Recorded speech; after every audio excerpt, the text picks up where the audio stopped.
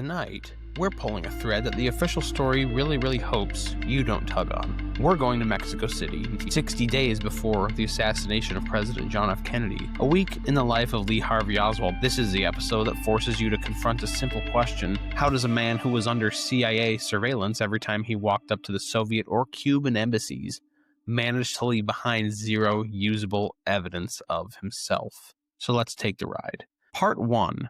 Oswald arrives in Mexico City. Late September 1963, Oswald takes a bus into Mexico City from New Orleans. He's there for 1 week, September 27th through October 2nd, and during that time, he does something extremely unusual. He desperately tries to get to Cuba. Not symbolically and not theoretically, he is physically trying to get permission to travel through Havana and then onward to the Soviet Union. He walks into the Cuban consulate, meets Sylvia Duran and Cuban consul Eusebio Azcue, and tries to get a visa. They tell him, you need a Soviet visa first. So Oswald leaves, walks to the Soviet embassy, and meets two key men, Consul Oleg Necheparenko and a diplomat named Valery Kostakov. This second name is crucial because in CIA files, Kostakov isn't just some embassy guy. He's described as a KGB officer in Department 13, branch responsible for, quote, sabotage and assassination. Let me repeat that in case it didn't sink in. Oswald got face-to-face with a KGB officer officially tied to Soviet assassination operations. Now, did the CIA find that interesting? Of course they did. But the way they handled what came next is where the entire story begins to wobble. Part 2, the CIA's spy city. Now, if you're imagining Oswald casually walking into the Soviet and Cuban embassies like a tourist, you need to throw that mental picture away. Mexico City in the early 1960s was one of the most heavily surveilled spy cities on Earth. The CIA had Leanvoy, a full telephone tap system, photo surveillance on both embassies. If you so much as inhaled near the Soviet or Cuban compounds, someone at a CIA station in Mexico City knew. Now here's the kicker. Oswald visited these embassies multiple times. He walked past CIA cameras at least 6 times, and yet the CIA's official story decades later is, oops, the camera malfunctioned. Really, a multi-decade, multinational surveillance partnership with newly installed cameras aimed right at the doorways, and they malfunctioned exactly when Oswald walked by. Sure. Let's continue. Part 3, the intercepted call and the first red flag. On October 1st, the CIA's phone tap system, Leanvoy, records a call. A man identifying himself as Lee Oswald calls the Soviet embassy. He speaks broken Russian. He asks about a visa telegram, and he specifically mentions the man he met on Saturday, Kostakov. This transcript gets rushed to CIA station in 15 minutes, and a good pasture, the CIA officer handling the surveillance products flags it immediately. This is a big deal.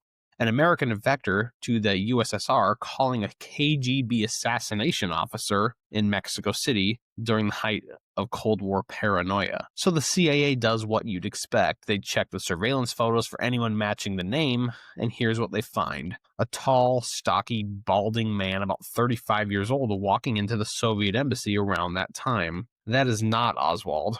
Oswald was 24, thin, 5'9", and had a full head of hair. So already we have a problem. The voice doesn't match Oswald. The photo doesn't match Oswald.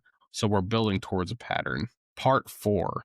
HQ gets involved and the confusion deepens. On October 8th, the Mexico City station cables CIA headquarters. We've got a caller named Lee Harvey Oswald. We've got a photo of someone who might be Oswald. We're forwarding the details. HQ takes this, slaps on a physical description of Oswald from State Department files, and blindly circulates it to the FBI, State, and Navy. Here's the problem. The CIA's description is wrong. They use a description of the mystery man and not Oswald. And when Mexico City urgently asks HQ for an actual photo of Oswald, HQ can't find one fast enough. A perfect bureaucratic storm, or an incredibly convenient one. Part 5, the impersonation issue. Now comes the part that gets truly bizarre. Right after JFK is assassinated, the CIA sends Washington that photograph of the tall, balding mystery man.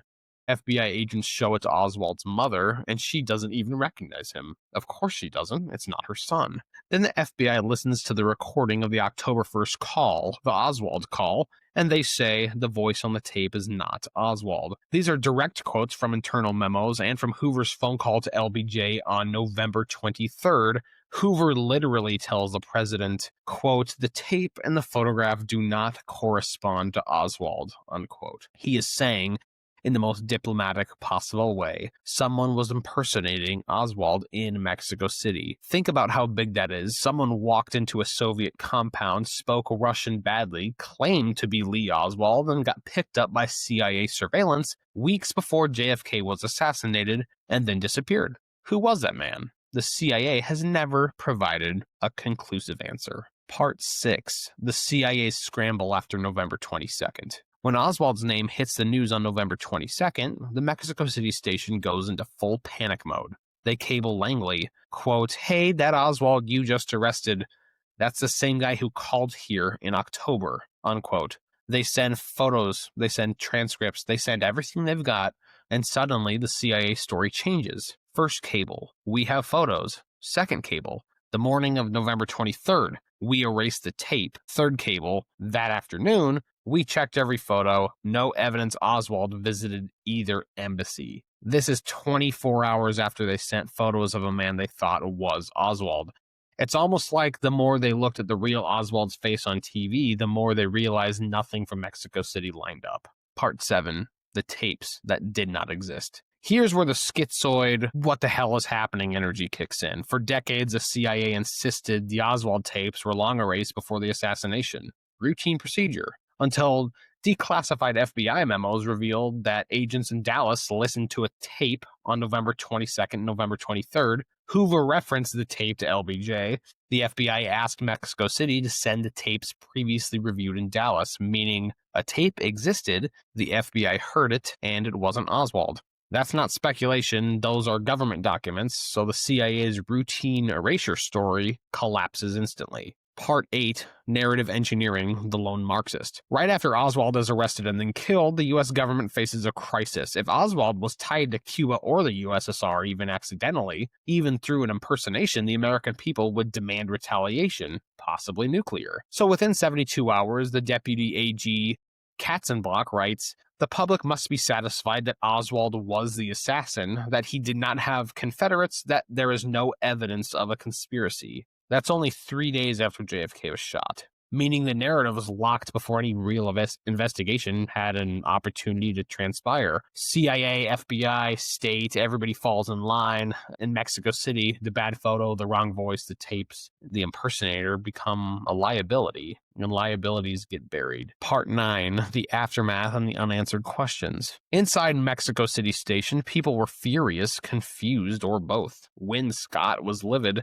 He believed the CIA had photographic proof of Oswald and wrote as much in his private memoir. A memoir James Angleton personally flew to Mexico to seize after Scott died. And Goodpasture, the officer who handled most of the surveillance product, appears to have participated in a benign cover-up that somehow made every major piece of physical evidence vanish. The House Select Committee on Assassinations later concluded CIA photo surveillance probably obtained a photograph of Lee Harvey Oswald, and yet no photo has ever been produced. The Assassination Records Review Board pushed for answers in the 90s. More files came out, more contradictions surfaced. But the core mystery remains: who was the man the CIA photographed? Who was the man on the tape? Why did someone pretend to be Oswald? Why did the CIA bury every inconvenient piece of evidence? So when you zoom out, the Mexico City story isn't a footnote, it's a stress test. It shows exactly how fragile the official narrative is, how much evidence contradicted it, about how quickly that evidence was erased, mislabeled, or buried under layers of bureaucratic fog. If Oswald acted alone, Mexico City should be clean, simple, easy to explain,